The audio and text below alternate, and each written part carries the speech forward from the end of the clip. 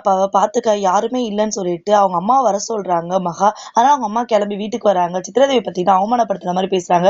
ஏற்கனவே இங்க 3 தண்ட சோறு, இதுல 4வது ஒரு தண்ட சோறு கிளம்பி வந்துடுச்சு. ஆனா ஒண்ணா இந்த வீட்டுக்கு அப்படின்றாங்க. இத கேட்டுட்டு ஐஸ்வர்யாவுக்கு கோவம் வந்தது. யார பார்த்து தண்ட சோறுன்னு எங்க அம்மாவ பார்த்து கேட்கிறீங்க? நீங்களும் உங்க புள்ளையும் தான் இந்த வீட்ல தண்ட சோறு சாப்பிட்டுட்டு இருக்கீங்க. ஒரு வேலையும் செய்யாம அப்படின்னு சொல்றாங்க. இத கேட்டுட்டு சூர்யாவுக்கு ரொம்ப கஷ்டமா போயிடுது. யார பார்த்து என்ன கேள்வி சித்தி கேட்கிறீங்க? அத கேட்கறதுக்கு உங்களுக்கு என்ன உரிமை இருக்கு? அவங்க என் மாமியாரு, அதுவும் என் பொண்டாட்டியோட அம்மா. அவங்கள கேட்கறதுக்கு உங்களுக்கு எந்த உரிமை கிடையாது. இந்த வீட்டோட சம்பந்தி வேற அவங்க அப்படின்றாங்க. சித்ராதேவி ராஜலட்சுமி கிட்ட போய் கேக்குறாங்க, என்னக்கா சூர்யா இப்படி எல்லாம் பேசுறாங்க? வேற எப்படி பேச சொல்ற?